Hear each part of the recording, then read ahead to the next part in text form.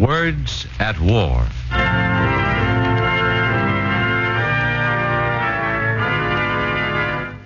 Citizens, I'm going to tell you a story. A story of 4 chaplains of the United States Army. 4 chaplains who, in the early hours of a February morning, made a strong and beautiful bid. Chaplain Clark Poling, north. I'll pass. Chaplain John Washington, east. I'll bid 4 clubs. Chaplain George Fox, south. I'll pass. Chaplain Alexander Good, west. I'll bid 4 hearts. 4 men, 2 Protestant ministers, 1 Jewish rabbi, 1 Catholic priest. 4 men made a bid. And a grateful nation will remember this night, and for all time, that the bid was 4 hearts.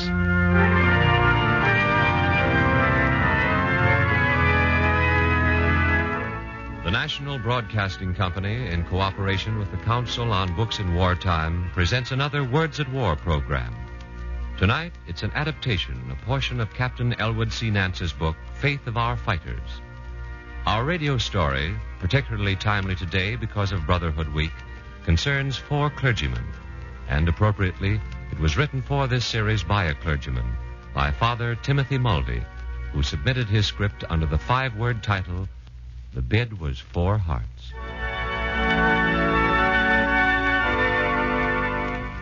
You were sleeping those cold February nights, citizens.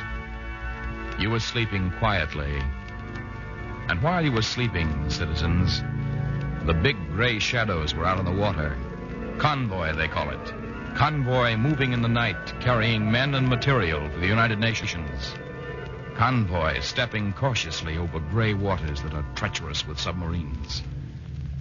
Below the deck of the troop transport Dorchester, 4 chaplains are sitting in officers' quarters. Then suddenly there's a knock on the door. Is this the chaplain's quarters? Oh, step right in, Jimmy. Oh, boy, it's nice and warm down here. If you ask me, chaplains, this North Atlantic ain't so hot. I'm standing up there on deck looking for submarines, and what do I get? What do you get, Jimmy? I get me nose froze. By the way, gentlemen, I'd like you to meet our new orderly. Jimmy, this is Chaplain Good. How do you do? Glad to know you, Jimmy. And this is Chaplain Fox, and over here, Chaplain Poling. How are you, Jimmy? Glad to know you. Ah, pleased to meet you. By the way, I got the altar all fixed up nice, Father Washington. What I want to know now is who follows who in the church services. Well, I'm saying Mass at 7 o'clock, Jimmy. I know that, Father. But, what I want to know is, does the Jewish service follow you, or does the Protestant? Well, perhaps Chaplain Poling might explain. If you don't mind, Jimmy, you can arrange the altar for Protestant services after Chaplain Washington says Mass. I get you. Is that agreeable to you, Chaplain Good? Perfectly all right with me. I'm holding my service at 6. If it doesn't make any difference to Chaplain Fox. Oh, I know not at all. Now, let me get this straight. In other words, chaplains, first it's the Jewish service at 6 o'clock with no cross and the altar turned around, right? Right.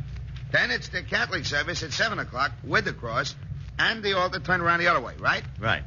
Then it's the Protestant service with, let me see, the altar turned around the other way again, right? And then, you know, chaplains, this would be a heck of a lot easier for me if you would all only get together sometime.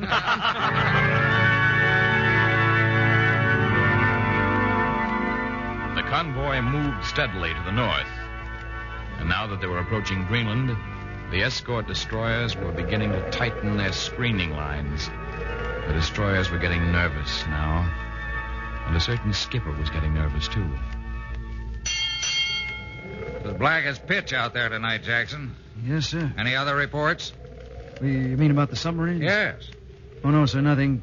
But we're running into high seas, sir. Sure we're running into high seas. What did you expect with a wind like that? Let's see the chart. Yes, sir. Getting pretty close to Greenland. Yes, sir. But not close enough to suit me. Well, what do you mean, sir? Right now, Jackson, we're riding deep in Germany's North Atlantic submarine zone. And when you've got a wind like this in your face, a submarine can do funny things.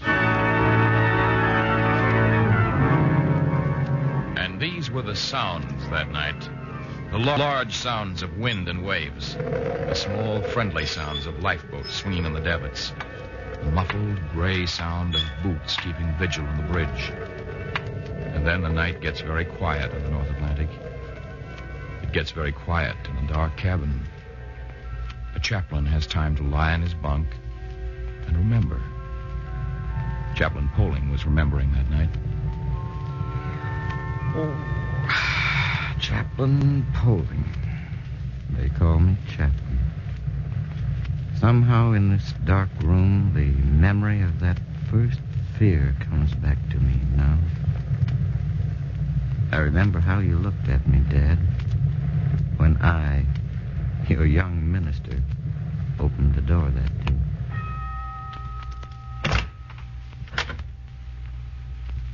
What's the matter, Clark? Dad, I'm no good. I'm a failure. Well, what's the trouble? A man's dying now, and I can't help him. Did you try? Yes, but I just couldn't help him. Well, maybe you tried too much, Clark. What do you mean? I mean, did you give God a chance? Well, Now, you go on back, son. Go back to that man, and remember, you're nothing but an instrument in God's hands.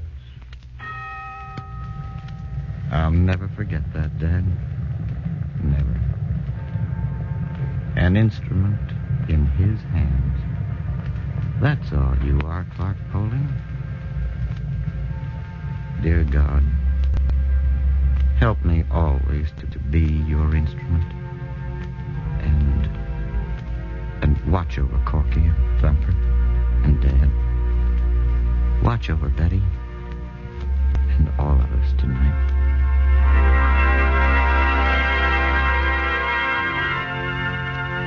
Four men in a room had time for remembering that night.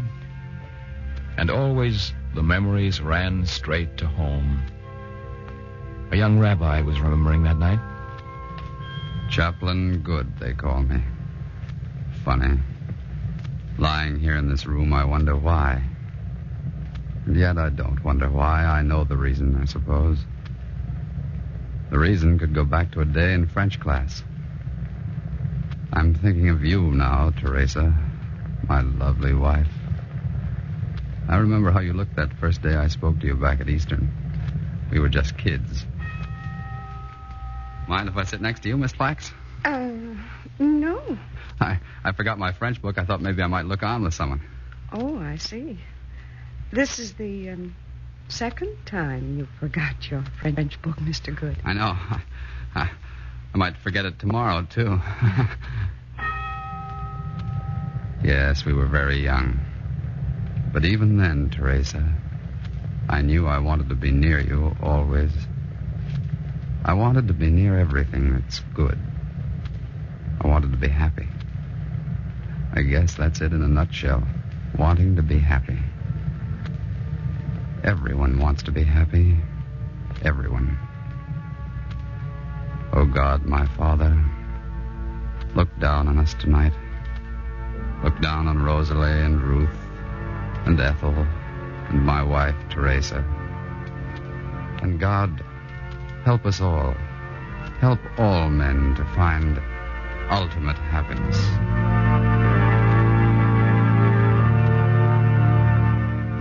Yes, there was time for remembering aboard a troop transport. And while men were remembering, the convoy was moving north. Another day came. Another day passed. There was an entertainment.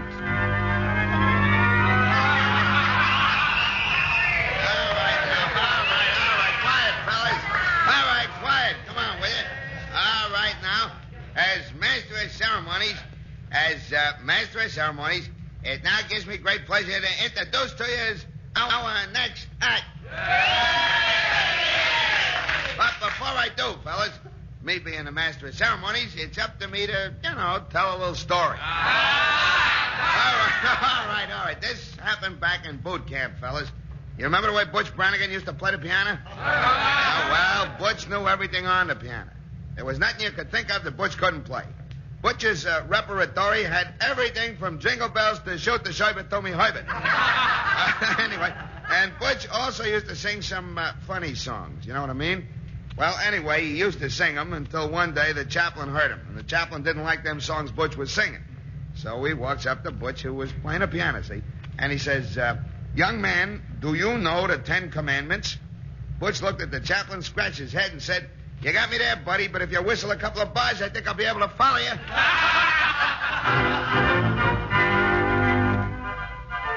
Those were the sounds that night, citizens. They were happy sounds. And there was silence, too, later. The silence that always returned in the night, left a man alone with his remembering. Chaplain Fox was remembering that night. Chaplain Fox, they call me. They weren't too sure of me the first time they saw me. I remember how they looked when they asked me the question.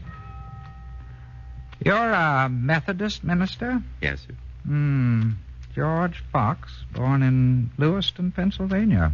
1900, is it? Yes, sir. 1900.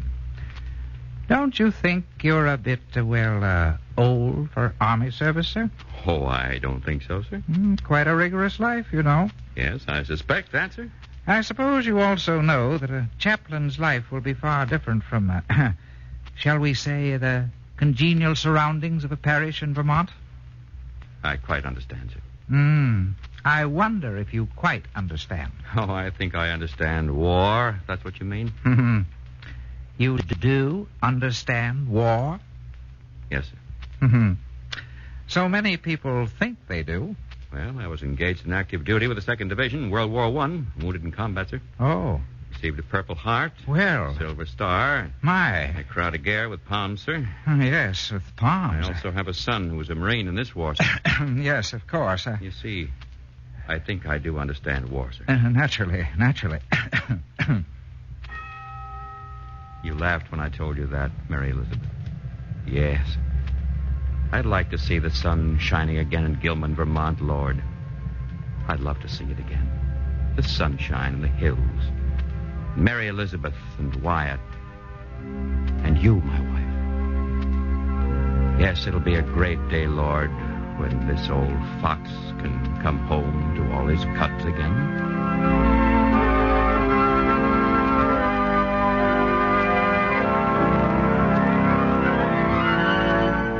The big gray ships were still moving north, and the slow procedure on the high seas was being written in the log. But there were some things that were not written on the log. Jimmy, the chaplain's orderly, was shining candlesticks that afternoon when somebody knocked. Come in.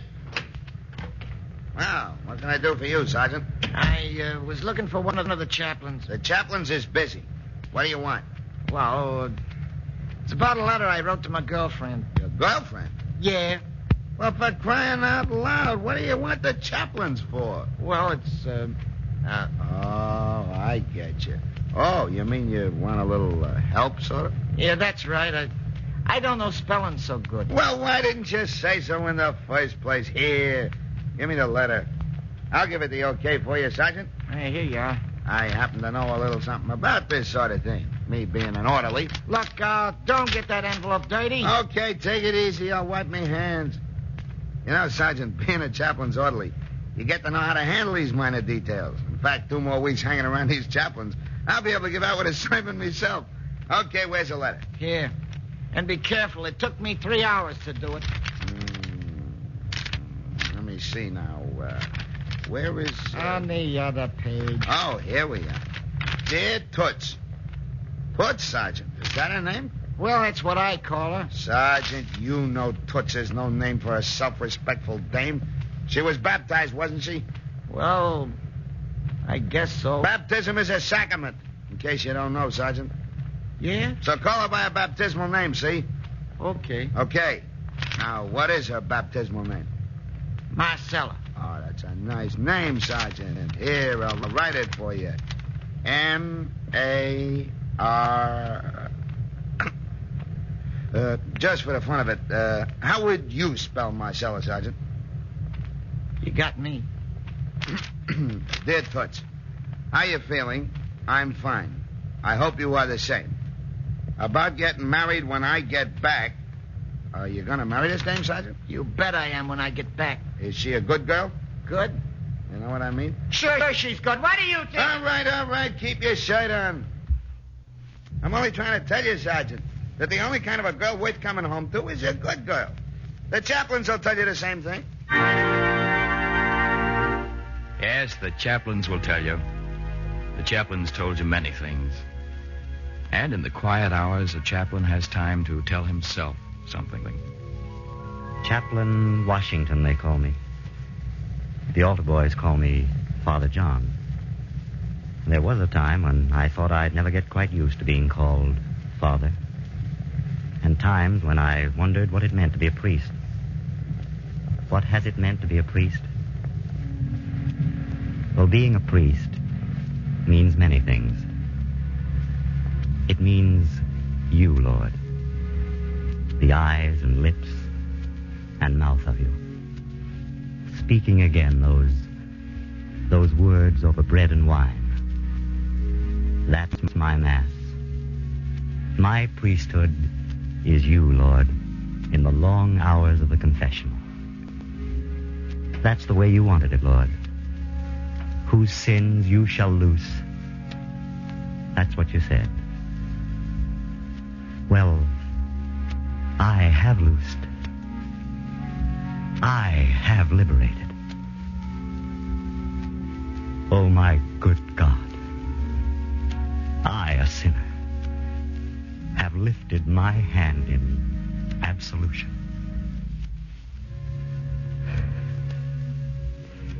Yes, it's many things being a priest. It's the babies I've washed clean with your baptism. The boys and girls I've fed with the bread of life. The young men and women I've made one in the lasting bonds of your marriage. It's the weary heads and hands I've touched with the strong oils of your extreme unction. Oh, gentle Christ, thanks for all this. And especially thanks for her. Mom, I see your lovely face in this dark room. And I'm remembering a morning long ago in the kitchen. I was trying to break the news to you. John, what seems to be troubling you? Mom, would it make much difference if I mean... You mean you want to go away to be a priest? Yes. Sure, and didn't I know it all the while? Well, it'll mean a lot of work and worry for you, Mom. I mean, all the kids at home and everything, and well... John, what greater blessing could I work and worry for than to see you someday? John, I used to dream about seeing a son of mine a priest. I dreamed... Oh, I guess I dreamed it 1,000 times or more. Even when you were that small, John. And I was thinking it'd be a great day, John. Sitting there with your father in the front pew, with the candles lit, and the incense floating like a white cloud over your head, with the altar boys in their red cassocks, and the grand organ filling the church. I was thinking that'd be the great day, when I could look up and say, there he is. There he is. Me own Father John. That's the way you said it, Mom. Oh, God. Look over a little house tonight on South 12th Street. Look over my mother and all mothers. And you, Mary, my heavenly mother. Help me to be a good priest.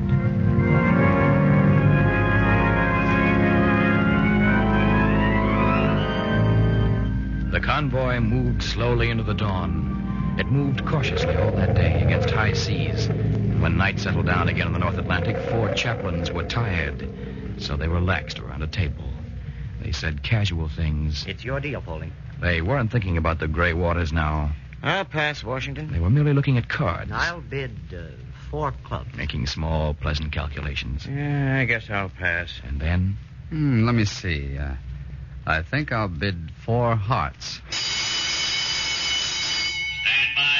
All hands alert. Submarines contacted. Gun crews in position. All hands prepare for emergency. Stand by.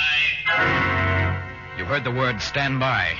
You forget a bridge game. You forget the overturned chair, the sweater you left lying on the edge of your bunk. You forget the 100 details like the letter you were writing and the shoe you were shining. Yes, you may even forget your life jacket. You're just one among hundreds who ran out on a cold deck. And you stood there, staring out into the dark, waiting. Doesn't look so good, Jackson. No, sir. How many did they say? Well, they just said submarines. Must be a pack of them. Are the gun crews ready? Yes, sir. The men are lined along the deck, waiting. Waiting. That's the part I don't like. What's that, sir? The waiting. It's like being in a dark room. You don't know whether you're going to be hit in the head or the ribs. Well, the bearing is 035, sir. It looks like the ribs, perhaps. It could be any angle. In a wind like this, those subs could patrol us for 48 hours and call the shot at any angle. What's our position? We're out of line, sir. I thought so. What are we making? 3 knots, sir. Roughly. 3 knots. Running out of formation at 3 knots. You know what this means, Jackson? I'm afraid I do, sir. The Dorchester's going to be easy pickings if any sub decides to operate tonight. So you waited like a man in a dark room. You kept staring out over the rail into the dark. You couldn't believe that out there under those wild, cold waters, men were waiting for you, timing you, measuring you. You waited an hour. You waited 2 hours. And then gradually you relaxed. You breathed again. You were normal again. After all, someone could be mistaken. Could be a false alarm. You took one more look over the rail. Then you walked slowly back to the stateroom. Watched some of the fellas for a minute. Walked over to your bunk. Sat down. Ran your fingers through your hair. Searched for a cigarette. Found it. Lit it. Lay back on your bunk. Yes, probably was a false alarm.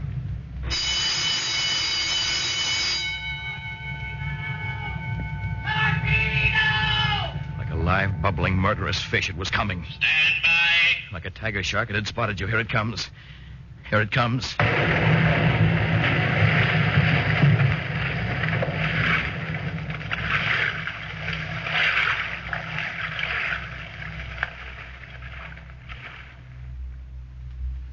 All right, citizens. Let it be said quietly.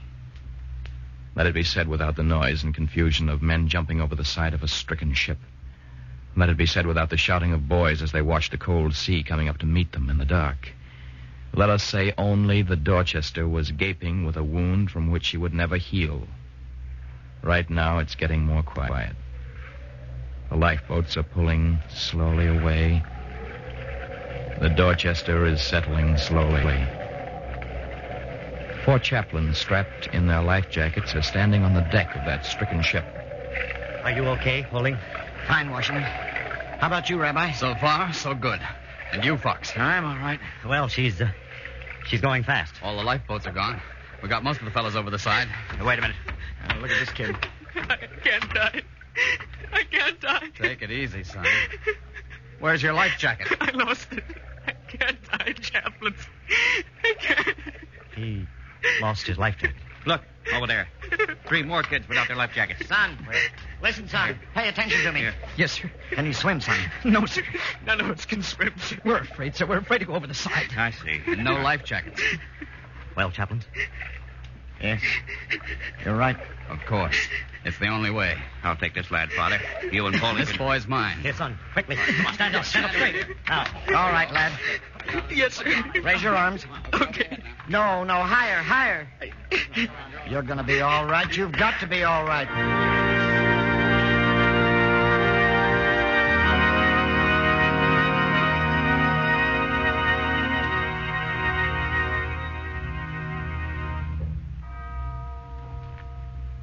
My name is Fred Penkler, quartermaster on board the Dorchester. My address is 526 Pennsylvania Avenue, Brooklyn, New York. My name is John Mahoney, United States Coast Guard Reserve. My name is O'Keefe, merchant seaman. We saw it, all of us. We saw the 4 chaplains give their own life jackets to men that didn't have any. And when our lifeboat drifted away, we saw the chaplains kneeling together on the slanting deck. They were kneeling like that when the ship went down.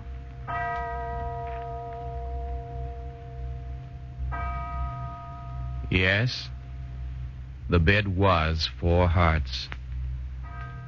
It was the complete, the ultimate bed a man can make. The bed was 4 human hearts. What will be our bed tonight, citizens? Will we be honest with ourselves for one moment this night? Will we search our individual hearts and come up with the beautiful answer, the answer we know is right? Will we sit at the broad table of this, our beloved land, and play the game according to the rules of Him who is the eternal God and Father of all mankind? What say you, player on the north? What say you, player on the south? What say you, players on the east and west? Will we look tonight into the eyes of our fellow man, whoever he may be, and bid a portion of old pride or stale prejudice or ancient hate? Or will we remember that night of February 3rd, 1943, when a ship went down 90 miles south of Greenland? Will we remember that moment when the ship was poised for the final plunge? That moment when the miracle of man's love for his fellow man converted her slippery deck once and forever into a great altar from which 4 men offered their gallant souls to God? Will we?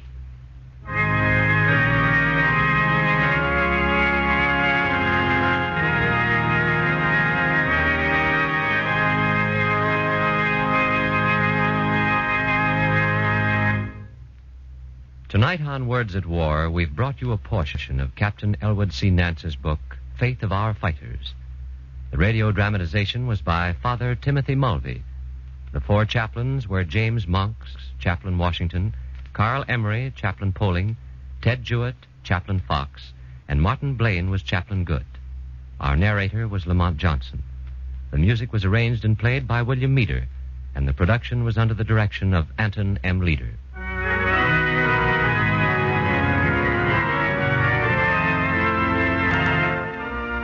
Next week, Words at War will present the radio dramatization of the Stalin Prize novel The Rainbow by Wanda Wasilewska.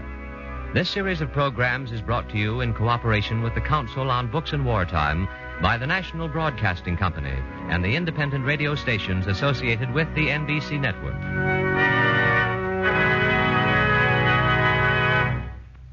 Jack Costello speaking. This is the National Broadcasting Company.